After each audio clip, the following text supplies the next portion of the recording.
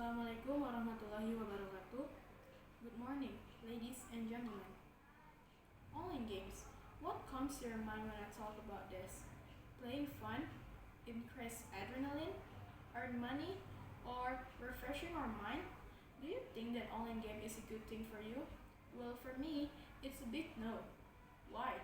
Don't you know that based on what we read and see in many news, that violent cases have increased over the time? We can see on TV how a police shoot their friend just because of a small problem. We also knew about some people who killed their family members like father, mother, sister, brother, wife or husband, and even their children. I think I don't need to give more example about this because I'm pretty sure that we already knew it. So the big question comes to my mind. What happened? How and where they get to do all these bad things? One thing that I'm thinking is online game. These online games can promote the player to do violence. How come? Well, ladies and gentlemen, based on what I have just explained to you just now, I want to tell you a speech about how online games can promote violence. Before we come to the reason how online games can promote violence, I will explain to you what online game itself.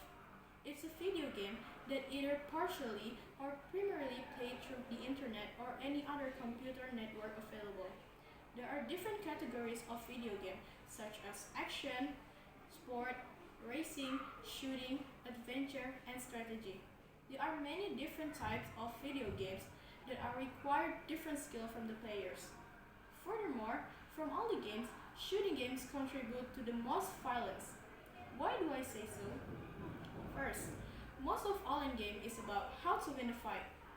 In Free Fire game, we can see that this game has a rule that we must win the game by shooting the another squad that was outside of our squad. If we can beat them, we are the winner. From this rule, we can see that this game show of violence by having guns shooting to the enemy. For people who can filter this, they can bring this rule to their life. They will never think about the others, what they want, just winning something or getting what they want. For the example, in the US, there was a high school shooting crime where the student who carried out the Columbine High School massacre in 1999 used a gun. He was called Arlen, and he was inspired by the computer game Doom. Secondly, most of online game is creating aggressive behaviors.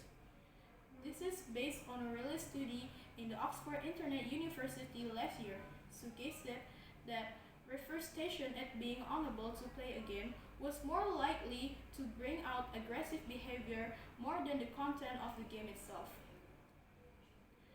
It's because they have been addicted to play every time. When they can't play it for a certain reason, they become angry, rude, rebel, and even hit someone. This is based on the research conducted by Ananda in 2005. Based on the summary table from Quider et al., fighting games such as Tekken or Mortal Kombat have a higher risk for hostile and aggressive behavior. This is also the case with shooting games like Counter-Strike or Halo, the latter which can push for competitive or cooperative attitudes. Well, ladies and gentlemen, based on my speech before, we can conclude that online games can promote violence by two ways. They are showing how to fight the enemy and creating aggressive behavior.